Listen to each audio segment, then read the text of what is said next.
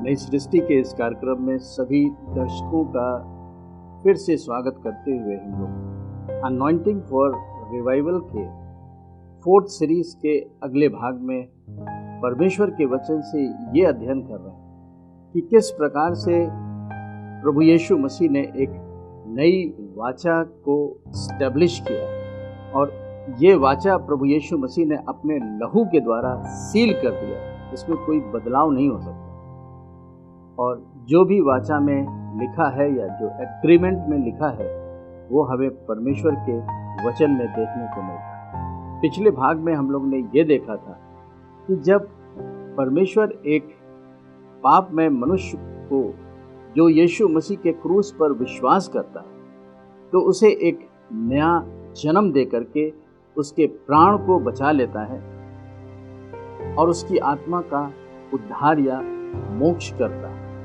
ये सारे कामों को करने वाला परमेश्वर है। कोई भी मनुष्य अपने उद्धार को स्वयं नहीं पा सकता। हमारे भले काम सब परमेश्वर के सम्मुख मैले चिपे कपड़ों की तरह है, लेकिन हाँ, जब वो हमें एक नया इंसान बना देता है, एक नई सृष्टि बना देता है आत्मा के नए जन्म के द्वारा, तो ऐसे विश्वासी की मंडली में एक बहुत बड़ी जिम्मेदारी होती है और उन्हीं बातों को हम लोग परमेश्वर के वचन से देख रहे हैं, पढ़ रहे हैं। और पिछले भाग में हम लोग ने इस बात को देखा कि मसीह की मंडली में पाए जाने वाले हर एक विश्वासी की एक आत्मिक जिम्मेदारी है और इस जिम्मेदारी को स्वयं पवित्र आत्मा पूरा करता है, एक योग्यता देता है जिसे हम अभिषेक। तो अभिषेक परमेश्वर की आत्मा के द्वारा एक विश्वासी को किसी काम को करने की एक योग्यता होती है जो एक व्यक्ति विशेष स्वयं अपनी सामर्थ्य से नहीं कर सकता। और यही पवित्र आत्मा का वो अभिषेक है या अनॉइंटिंग है जो मंडली में पाए जाने वाले विश्वासियों को एक प्रचारक और एक शिक्षक के रूप में अपॉइंट करता है। इसका मतलब हर एक विश्वासी को सुसमाचार का प्रचार करना है और उसे प्रभु यीशु मसीह का चेला बनाना है, उसे शिक्षा देनी है उन बातों की जो प्रभु यीशु मसीह ने इस पृथ्वी पर रहकर अपने चेलों को, अपने प्रेरितों को दी। और इसके आगे का जो क्रम है उसमें हम ये देखते हैं कि हर एक विश्वासी को परमेश्वर ने एक याजक करके बनाया है। तो आज हम लोग इस प्रीस्टहुड के बारे में बात करेंगे और परमेश्वर के वचन से देखेंगे कि यदि हम आज मंडली में अपने आप को विश्वासी कहते हैं तो परमेश्वर का आत्मा आज अपने इस वचन के द्वारा हमसे और आपसे क्या बातचीत करना चाहता है। पुराने व्यवस्था में जो 3 प्रकार की सेवकाइयाँ ठहराई गई थी, जिसे हम लोग एक याजक, एक राजा और एक प्रॉफिट के नाम से जानते थे और इनका अध्ययन भी किया।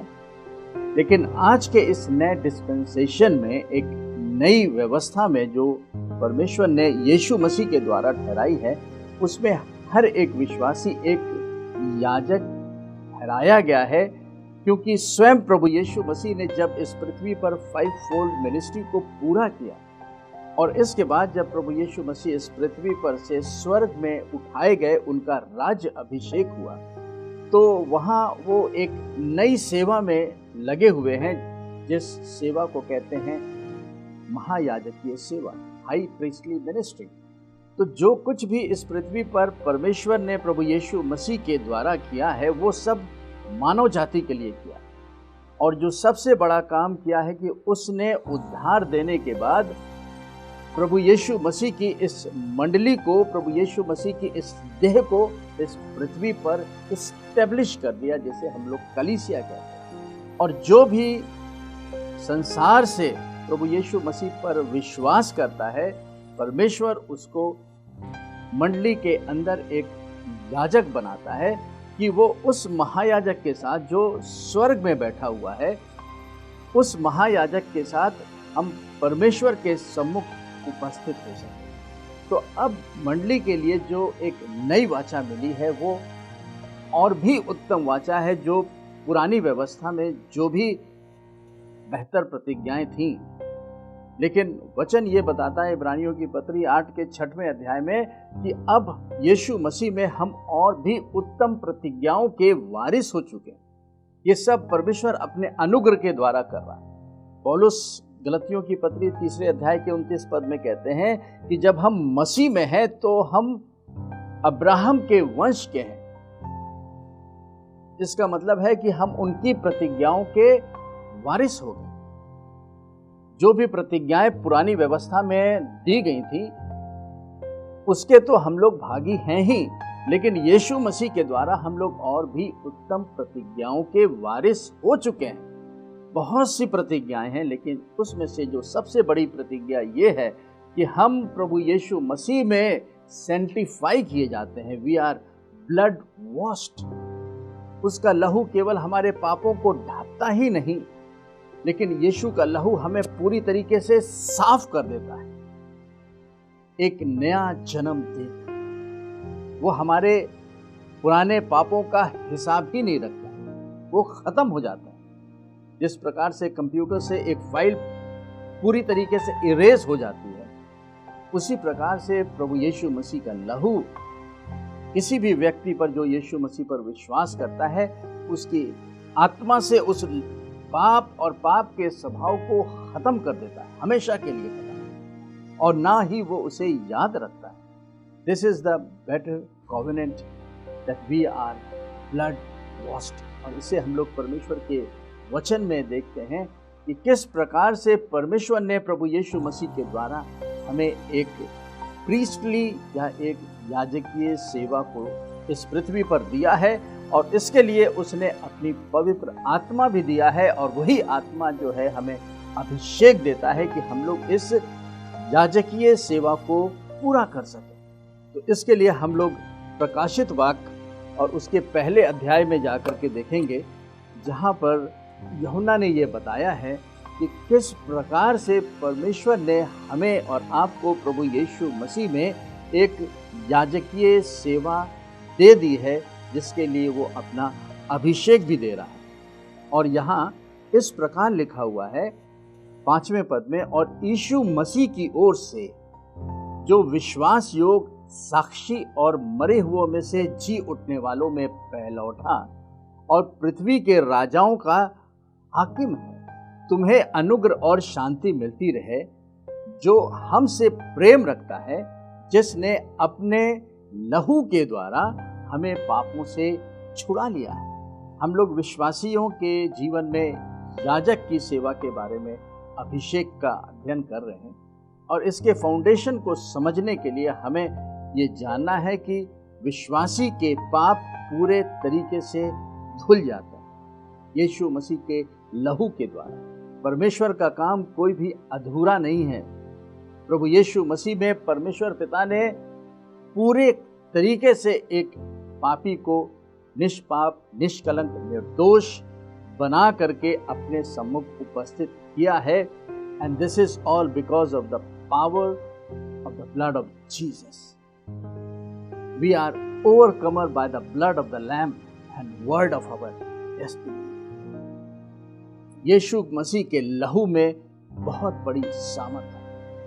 तो प्रकाशित वाक्य के पहले अध्याय के 5 पद में वो विश्वासियों से कह रहा है कि जिसने अपने लहू के द्वारा हमें पापों से छुड़ा लिया है। वी आर रिडीम्ड, पापों से छुड़ा लिए गए हैं, अंधकार से छुड़ा लिए गए हैं, परमेश्वर के राज्य में प्रवेश किए जा चुके हैं। इसके बाद हम लोग 6वें पद में देखेंगे, और हमें एक राज्य और अपने पिता के लिए याजक भी बना दिया है। यीशु मसीह किसी सांसारिक राज्य की स्थापना के लिए कभी नहीं आया। उसका राज स्वर्ग का है, उसका राज शांति का है, उसका राज बहुतायत का है, उसका राज आशीषों का है, और वो उस स्वर्ग का राजा है जो इस पृथ्वी पर अपने किंगडम को इस्टेब्लिश करने के लिए आज से 2000 साल पहले आ गया। और उसका राज हर एक विश्वास करने वालों की आत्मा के अंदर आ चुका है। Because the Christ the hope of glory lives in us. हाँ, एक समय आएगा जब प्रभु यीशु मसीह फिजिकली इस पृथ्वी पर राज करेंगे, लेकिन आज उसके परमेश्वर का राज हर एक विश्वासी के जीवन में आ चुका है और हर एक विश्वासी प्रभु यीशु के लहू से शुद्ध किया जा चुका है। और इसके बाद परमेश्वर ने उन्हें एक याजक करके बना दिया है। ये हम नहीं कह रहे हैं, ये परमेश्वर का वचन कह रहा है। और हमें एक राज्य और अपने पिता के लिए याजक भी ठहराया है। तो हर एक विश्वासी इस पृथ्वी पर जब तक वो रहता है वो एक प्रीस्ट है, एक याजक है। और प्रभु यीशु मसीह जो स्वर्ग में मनुष्य का पुत्र बन के महायाजक बना बैठा है, उसके द्वारा हम लोग पिता परमेश्वर के पास जो अनुग्रह के सिंहासन पे विराजमान है, बड़े हियाव के साथ आ सकते हैं, जहाँ पे हमें हर एक बात की सहायता मिल सकती है और मिलती है। इंग्लिश के एम्प्लीफाइड वर्जन में देखेंगे, and formed us into a kingdom, a royal race, एक नई जाति बना दिया।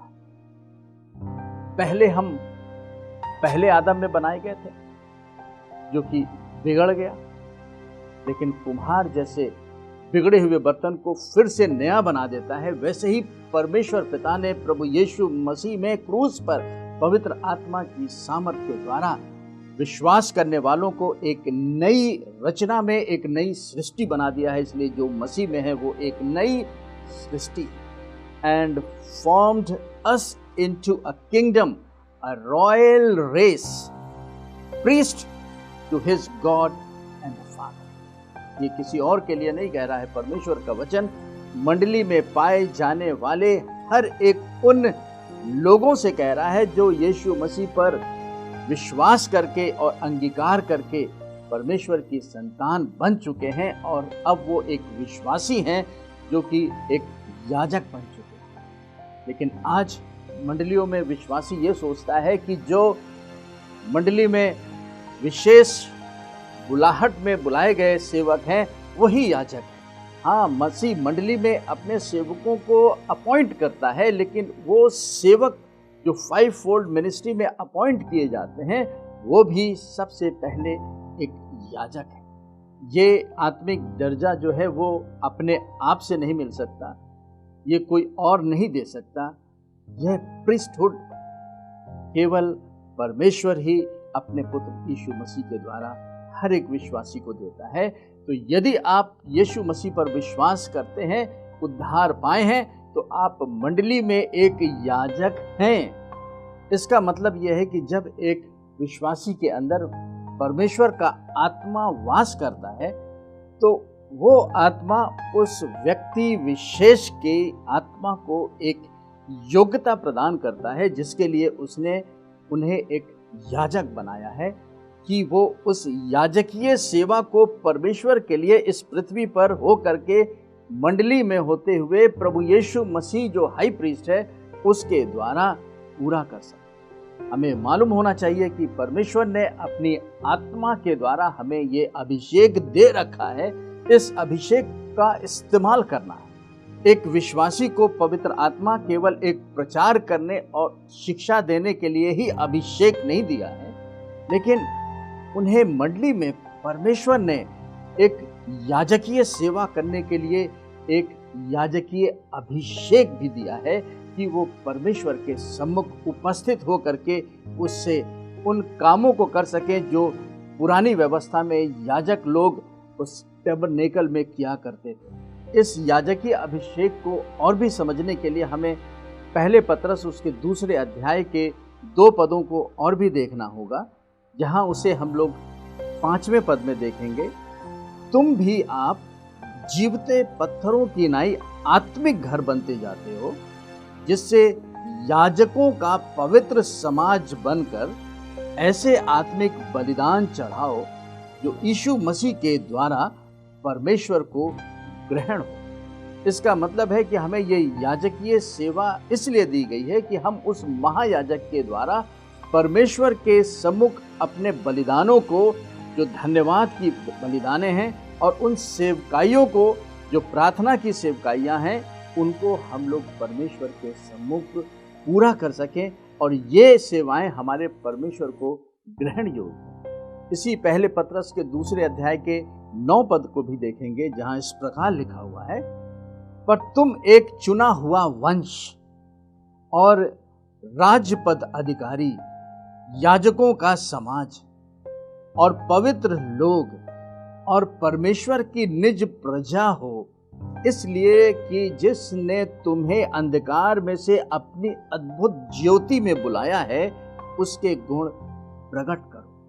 ये बहुत ही पावरफुल प्रकाशन संत पत्रस ने पवित्र आत्मा के द्वारा मंडलियों को, यानी कि हमको और आपको दिया है कि हम जाने कि परमेश्वर पिता ने प्रभु यीशु मसीह में आपको एक याजक करके बना दिया है, और उसके लिए वो अपना अभिषेक भी देता है कि हम लोग परमेश्वर के सम्मुख उन सेवकाइयों को पूरा कर सकें, जिसके लिए उसने हमें आज मंडली में नियुक्त किया है। तो आज जो हम लोग ने बातचीत की उसका सारांश ये था कि जिस प्रकार से मंडली में पाए जाने वाला हर एक विश्वासी एक प्रचारक और एक शिक्षक है, उसे प्रभु यीशु मसीह के सुसमाचार को बताना है, और जो यीशु मसीह पर विश्वास करे उसे उन बातों को जो प्रभु यीशु मसीह ने बताई थी उसकी शिक्षा देना। और इसी के साथ परमेश्वर ने मंडली में हर एक विश्वासियों के लिए एक स्थान दिया है जो याजकीय सेवा का स्थान है, और इस याजकीय सेवा में हर एक विश्वासी को परमेश्वर के सम्मुख अपने उन बलिदानों को, उन सेवकाइयों को प्रभु यीशु मसीह जो महायाजक है उसके द्वारा अर्पित करना है। और ये याजकीय सेवा की जिम्मेदारी सबकी है, क्योंकि सभी विश्वासियों को पवित्र आत्मा विश्वास करते समय मिल गया है, और यही पवित्र आत्मा है जो हर एक विश्वासियों को इस याजकीय सेवा को करने के लिए अभिषेक भी दिया है। इस अभिषेक को इस्तेमाल करना है। तो अब अंत में हम 2 बातों को देखेंगे कि अब जो मंडली में याजक ठहराए गए हैं, बनाए गए हैं, एक पोजीशन दी गई है, इन याजकों का क्या काम है, what are the functions of this priest. इसका मतलब यह है कि हर एक विश्वासी अपने मंडली के अगुवों को तो देखे, उनकी सुने, उनसे सीखे, उनके साथ काम करें, लेकिन उनकी अपनी क्या जिम्मेदारी है उसे हमें सबसे पहले निभाना है, तब हम मंडली में कुछ परमेश्वर के राज्य के लिए कर सकेंगे। तो मूसा के समय में उस टेबरनेकल में परमेश्वर की सेवा के लिए याजक और महायाजक लोग अपॉइंट किए जाते और उनका अभिषेक किया जाता।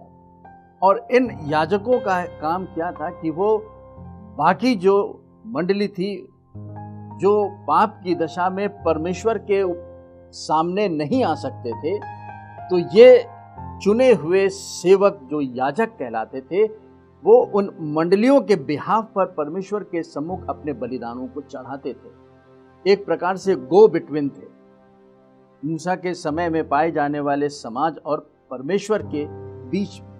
और इस काम को पूरा करने के लिए इन याजकों को तमाम समाज के लिए और स्वयं के लिए किसी न किसी जानवरों के या पक्षियों के लहू को लेकर के परमेश्वर के सम्मुख उपस्थित होना पड़ता था, क्योंकि उस व्यवस्था में पापों की क्षमा का विधान नहीं, केवल पापों का ढांपा जाना था, जिसे अटोनमेंट कहते थे, जो कि नई वाचा में प्रभु यीशु मसीह के स्वयं के मेमने के लहू के बलिदान के द्वारा आज हर एक विश्वासी जो है वो परमेश्वर के सामने उपस्थित हो सकते हैं, वे जो मेमने के लहू के द्वारा धो दिए गए। तो दो मुख्य सेवाएं हैं जो आज मंडली में हर एक विश्वासी को एक याजक के रूप में करनी है।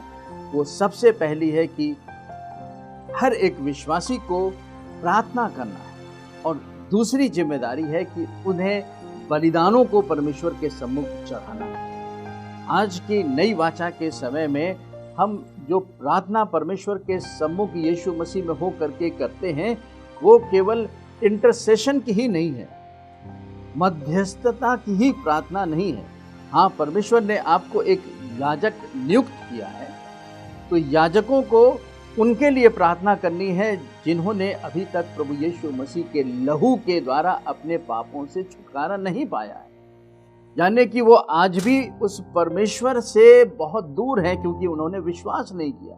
तो इसलिए कि वो भी परमेश्वर के सम्मुख आ सके, हर एक विश्वासी की ये आत्मिक जिम्मेदारी है कि वो उनके लिए जो पाप की दशा में है इंटरसीड करें, मध्यस्थता की प्रार्थना करें, उन तमाम लोगों के लिए जो आज संसार में पाप की दशा में नाश हो रहे हैं। और जब एक विश्वासी याजकीय रूप में इंटरसीड करता है, दूसरों के लिए प्रार्थना करता है जो स्वयं परमेश्वर के पास नहीं आ सकते, तो वो उस महायाजक के साथ जुड़ जाता है, जो कि स्वयं स्वर्ग में बैठा हुआ महायाजकीय सेवकाई में सारे मानव जाति के लिए मध्यस्थता की प्रार्थना कर रहा है। तो पहली बात हमने देखी कि प्रार्थना कैसी करनी है, इंटरसीड करना है कि सभी का उद्धार हो। अब जो मध्यस्थता के बाद दूसरी प्रार्थना है, उसे सप्लीकेशन की प्रार्थना करें। इस सप्लीकेशन की प्रार्थना का मतलब है कि उन लोगों के लिए जो प्रभु के सेवक हैं और परमेश्वर के राज्य के लिए वो इस संसार में मेहनत कर रहे हैं। पौलुस कहते हैं कि मेरे लिए भी प्रार्थना करो कि मैं परमेश्वर के वचन को हियाव से सुना सकूं।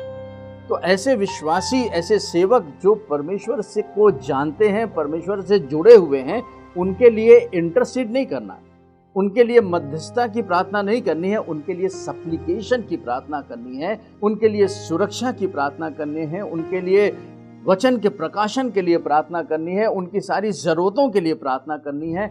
और ऐसी प्रार्थना को सप्लीकेशन की प्रार्थना करनी। इस प्रार्थना के विषय को हम लोग फिर कभी देखेंगे, लेकिन इस याजकीय सेवा में जो प्रार्थना है वो इंटरसीडिंग की प्रार्थना है और सप्लीकेशन की प्रार्थना। ये तो पहला काम है जो हर एक विश्वासी को एक याजकीय अभिषेक होने के कारण उन्हें करना है, मंडली में करना है, सबके लिए करना है। अब जो दूसरा फंक्शन एक विश्वासी का याजक होने के द्वारा मिला है, वो बलिदानों को चढ़ाना है।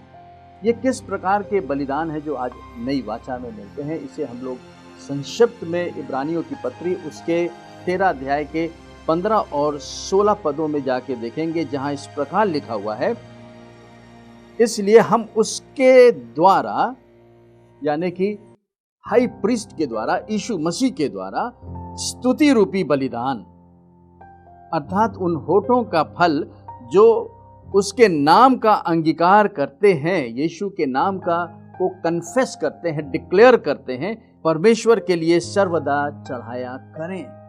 आज मंडली में विश्वासी जाता है तो वो सोचता है कि उस मंडली का जो अगुवा है वही सब कुछ करेगा, हम तो अटेंडेंस लगा के चले आएंगे और फिर उससे हम अकाउंट लेंगे कि तुमने क्या किया।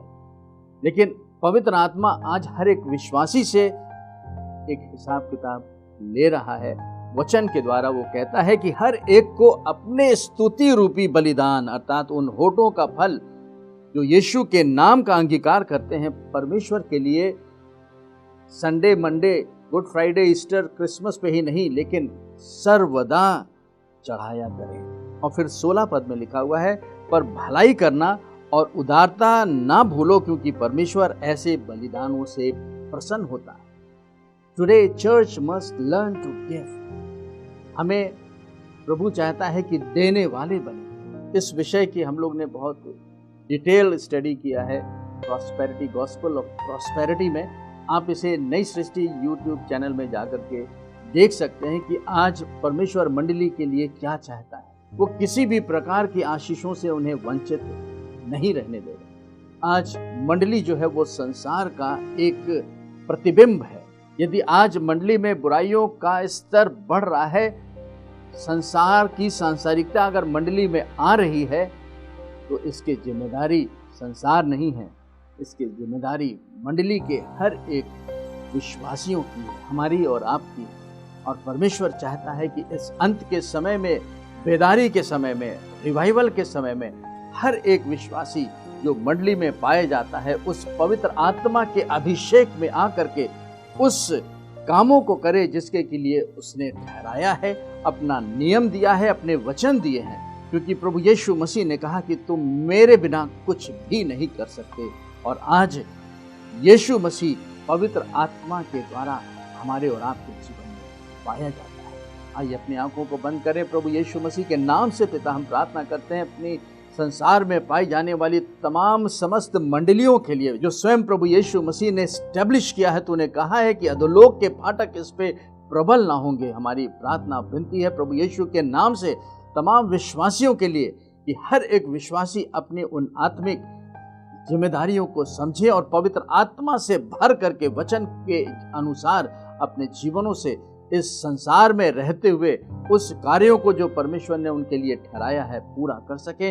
इस प्रार्थना को आपके पुत्र अपने उद्धारकर्ता यीशु मसीह के सामर्थ्य नाम से मांगते, आमीन। प्रभु आपको हिदायत की आशीष दे।